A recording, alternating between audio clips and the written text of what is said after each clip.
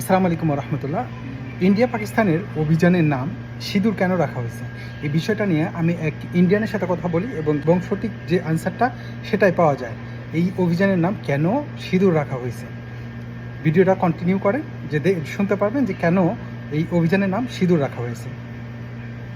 आसिफ, वो तुम्हारा जो इंडिया पे पाकिस्तान में जो हमला किया, अभी बॉम्ब ब्लास्ट किया, उधर वो ऑपरेशन का नाम सिंदूर क्यों रखा है? सिंदूर इसलिए रखा क्योंकि जो उधर फैमिली गया था घूमने के लिए, जो टेररिस्ट अटैक हुआ, जो वहाँ पे फैमिली गया था, तो वहाँ पे सिर्फ जो है आदमी को मारा है, मतलब मर्द को मारा है, बॉय को मारा है।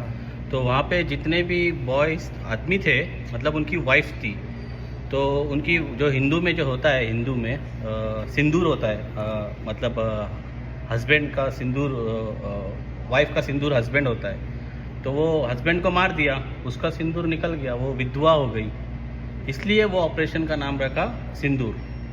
अच्छा, उधर जितना आदमी था, जितना आदमी मर गया, वो आदमी से सब आदमी क्या हिंदू था?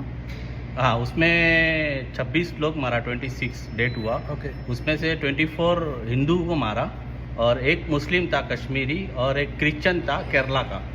আচ্ছা, इसका मतलब আমি একজনকে প্রশ্ন করলাম যে আমাদের দেশে এখন বর্তমানে যে একটা বিষয় নিয়ে আলোচনা হচ্ছে, যে আমাদের দেশে মানে সব জায়গাতে এই কথাটা মানে নিয়ে আলোচনা হইতেছে যে অপারেশন সিন্দুর কেন রাখছে এই ইন্ডিয়া।